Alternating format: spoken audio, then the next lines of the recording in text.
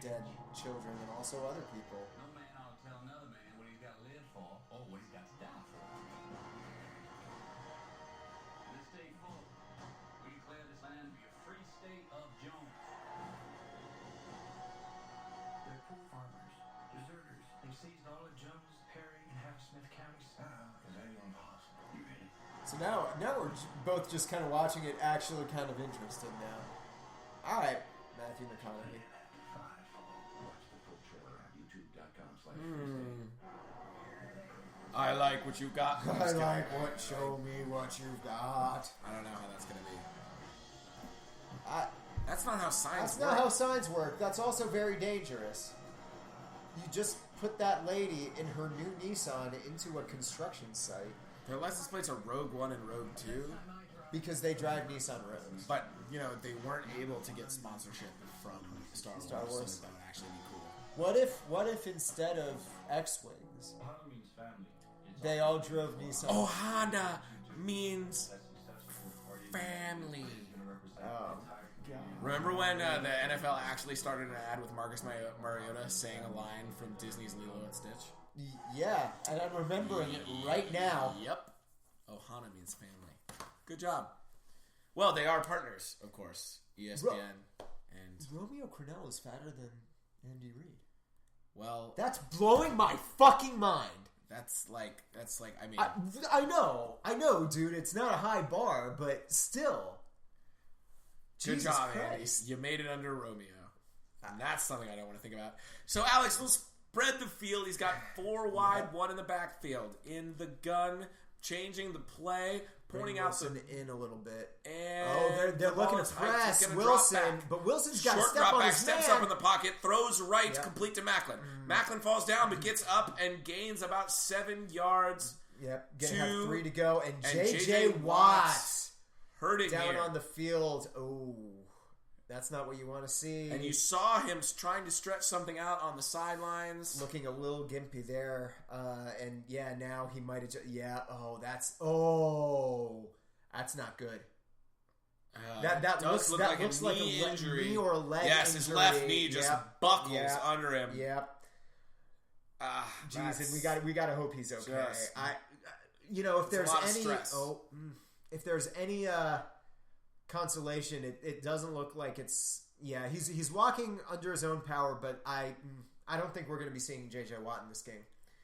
And, maybe that'll just make clear to this Texans team, you're not a playoff contender. The defense has been great. And we have a Chiefs player down as well. I can't see his number. Is that number 10? Is that Wilson? Number 10 is not Wilson. Number 10 is backup quarterback who was standing over that scenario, Chase Daniel. Okay. Sorry. We have good support here. Yeah, true. Watt looks like he's refusing to go out. And keep in mind, Jadeveon Clowney also out with an injury. Many of the hopes for this Texans team rested on the shoulders of Clowney earlier this season, trying to bolster a secondary that wasn't matching the force of that first line of defense there. And having Clowney out for the season really just... It's tough for a Texans fan to have that happen and then... and then have the quarterback situation happen. It's been... I feel like you could have ended that sentence at, it's tough to be a Texans fan. Yeah, it's true. It's true. I mean, especially... people forget about Arian Foster, too. Even when he's been in, he hasn't been putting up the same numbers. It's a team full of players that you always think should be doing a little bit better than they're doing. I don't know if it's wasted potential or the schemes or communication issues or the fact that the team just doesn't mesh the way it should. Well, it's tough. They need a quarterback and they need a running back. Yeah. And that is a tall order. I don't know how I was going to say, you're not going to be a playoff draft. team without a quarterback or a running back. You need at least one, preferably two. And here they made the playoffs. So they're not even going to get that they're in the high wild of a card pick game. Yeah, that's true. in next year's draft. Now, so that says to me, in the first round, you take a running back. Yeah. The running back will fall further in the draft. You'll probably lose the top couple quarterback prospects early. Oh, that was Macklin. And Macklin down on the field. Yep. And a record 87. And is he crying? Jeez. Jeremy Macklin appears to be crying. He's very emotional.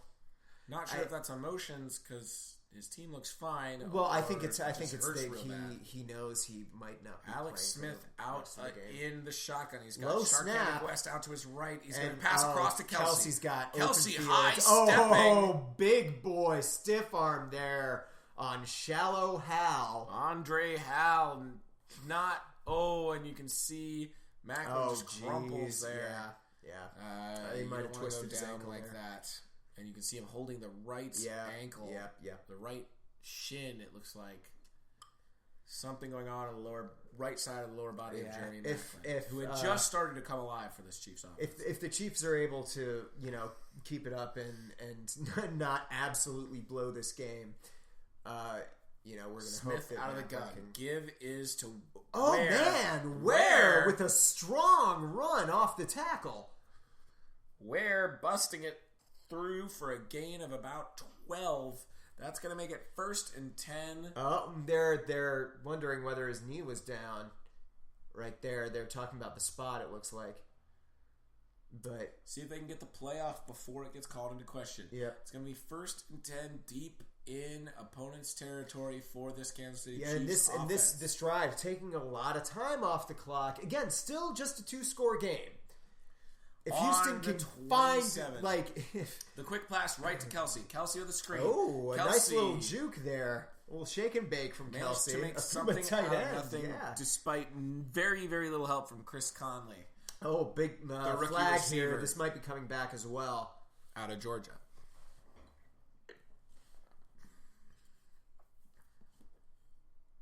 Some laundry on the field. Let's see what it is. Wait for the call. Texans acting like it's on them. Yeah. Personal foul. Hands to the face. Yeah. By number 92, Brandon Dunn being it's his second penalty of the night. Yep. But he's been present on the attack there for the defense. He's definitely been that's unnecessary roughness after the play. That's a big one. I mean, and here's the thing. Even if the play was still going, that's still illegal hands to the face. That's true. Yeah, either way, you really why are you aiming that high? Yeah. I know you're frustrated. Your team's down. You've had absolutely nothing going on offense. But again, they're not down chippy. As far as it. They're not down by as many points as it feels like. You know what I mean? This is a 2-possession game. You've got 5 minutes left in the third. And a whole quarter left to play. Smith, the give to Ware with 3 out left. Trying to push the pile, not getting any leverage there. And Vince Wilfork really going after the ball there. And McKinney, also the rookie linebacker, everybody's trying to get some emotions flowing, trying to rejuvenate this Texas defense and make a huge stop here.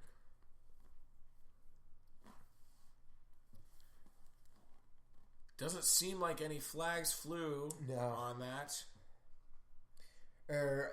Talking about J.J. Watt, that injury, he looked like his knee. I mean, you can just see his left knee buckle. Yeah, absolutely. There's just even if he's not in a ton of pain, there's just no strength there. Yeah. And again, it's good that he's Smith nice fake throwing Smith, to the back of the end zone. If he can hang on, it's Conley. Yeah, Conley. Chris Conley, out of Georgia. the rookie out of Go Georgia. Dogs. With the touchdown in the back of the end zone, retaining possession despite the pressure. Chris Conley, if you weren't aware, big Star Wars fan, made a fan movie last year while he was still on Georgia.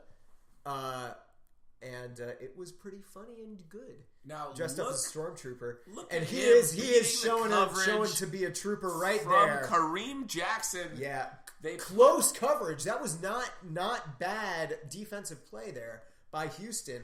Conley just snatching the ball out of thin air. Again, Kareem Jackson, a former first-round pick out of Alabama. You know, those two with college rivalry you never got to live in, and Georgia gets the upper hand here, which never happens any other place. Not really. Not recently, at least.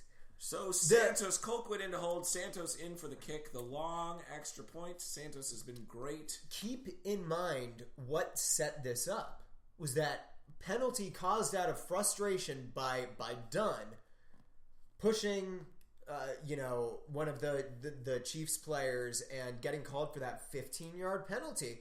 The next play, a touchdown catch. Again, before this, 2-possession game. Texans got to stop. The Chiefs put 3 on the board, maybe 0 if they miss the kick. And the Chiefs up 20-0. It's hard to imagine the Texans coming back into this game. Previous to this touchdown catch, could have been, right? What an ass! Like cool, but well, JJ Watt certainly isn't running any marathons right now. Oh, ouch, dude. Actually, both these teams with huge injuries. I mean, the two best offensive weapons for the Chiefs are now out. Yep. 2 of the 3. Yeah, and I mean, 2 of the best defensive options, not just for the Texans, but possibly in the league, out. So I guess what we're trying to say in summary is this game is pretty doesn't dumb. matter. It's pretty dumb. It literally, the next game, I would be very surprised even if the Texans pull off an improbable, amazing comeback victory here. There is... Well, who are we going to see at quarterback? From the Texans? Now, honestly, I mean... Here's the thing. If they had any other backup quarterback, I'd say put him in. But Brian Hoyer hasn't given the ball up lately. He's been looking fine recently. I don't think you... If you had TJ Yates to put in, they have BJ Daniels. TJ Yates, I believe, is on injured reserve. TJ Yates is on IR, probably their best option at the quarterback position. They do have BJ Daniels. He is an option for them, but really it's pretty dark. There's not much that there's just nowhere for them to go, and they need to draft a quarterback, and we know that. We know they need a quarterback. We know they need some help at running back, and this could be a solid team. So maybe if they steal a low round bargain at one of those 2 positions, and they go high for the other one, maybe we'll see a good team next year. All right, the kick off from Santos is going to sail deep into the end zone, and in fact out of the back of the end zone, so no chance to return for Akeem Hunt. And we'll see who comes out at quarterback for these Houston Texans. And Andy Reid, Andy Reid and Bob Sutton. We'll see what they have to face up against. Bill O'Brien putting his faith in Brian Hoyer, coming back out under center in the gun. In fact, Blue to his right. He's got 2 receivers stacked to his left there, Washington and Hopkins. The pass is to Washington, and it was off his fingers, and he just missed that one. That was, Hoyer, he can't even get frustrated anymore because that was a wide open catch. It was a good play to Washington. Hopkins running the deception. The cornerbacks decide to cover Hopkins, and Washington had a wide open chance at that ball and at least 6 or 7 yards. Now he splits Hopkins outright with the tight end Smith. Smith moves back into the interior. Out of the gun, he's going to throw low for Hopkins. And now you have a drop by Washington, a bad pass by Hoyer, and it's 3rd and 10, and this Texans team looks hopeless. The thing that I've been noticing about Brian Hoyer, the receivers, the defense as well. Lisa Salter's reporting here. Yeah. Not the right kind of emotion you want to see. There's not a lot of determination here. There's a lot of frustration. Players kind of chirping at each other. At some Poyer point, you got to decide whether or out not of the you gun, actually looking want left, to looking stay. right, looking back to the left, Oh, escaping Doc.